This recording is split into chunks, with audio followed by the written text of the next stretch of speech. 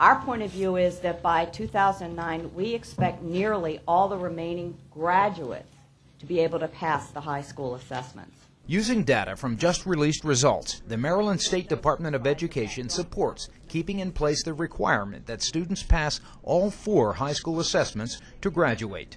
The board passed that requirement 4 years ago. It starts with the class of '09.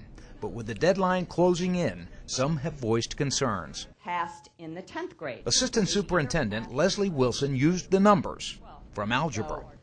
We really believe that we've got enough consistency here to say that all of the different content areas are going to follow the same pattern as algebra. In a nutshell, 51,000 members of last year's sophomore class passed algebra.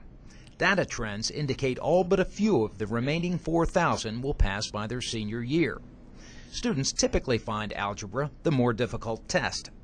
Results from other tests seem lower, but MSDE points out many students simply have yet to take these 3 tests, and the results will quickly add up to the 55,000 mark. It is our feeling that we should have, because we believe in multiple measures, an alternative for our students in terms of passing these high school assessments. For those who have tried twice and failed, the state has proposed what it calls a bridge plan. We would develop statewide criteria for students to be able to do a substantive and rigorous project that would reflect their knowledge and mastery. Students using this option still would have to pass the course, get the credits, and maintain their attendance.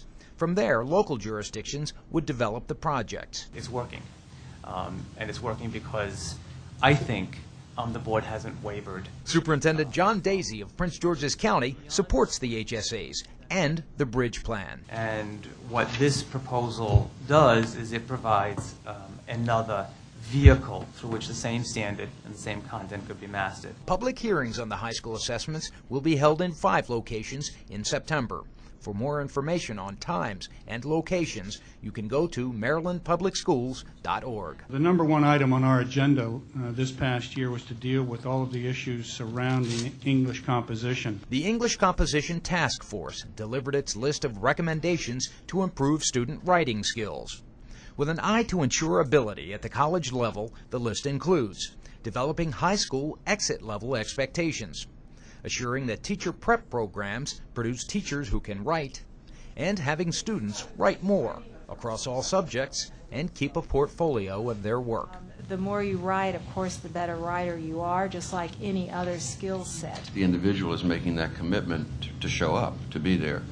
Occasionally, individuals, something happens in terms of what they perceive as a better or different offer comes along, and they simply abrogate that contract and sign another contract. The board voted to allow suspension of teaching certificates in Maryland for a year for those who sign contracts and leave the system in the lurch with too little time to hire another teacher to take their place. The first year I attended the Spanish Symposium was in 2006. The board praised the work of USHE, an acronym for the U.S. Hispanic Youth Entrepreneur Education Foundation. It holds an annual symposium. I remember there was one classroom where we were with human resource workers, and we dramatized an interview.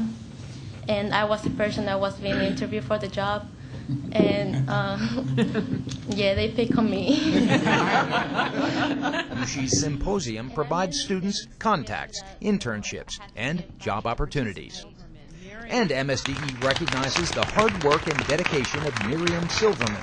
Miriam first walked in the doors of MSDE in 1964. At 90, she remains as young as ever. Because I love all of you and I love this department, and I thank you for this wonderful honor.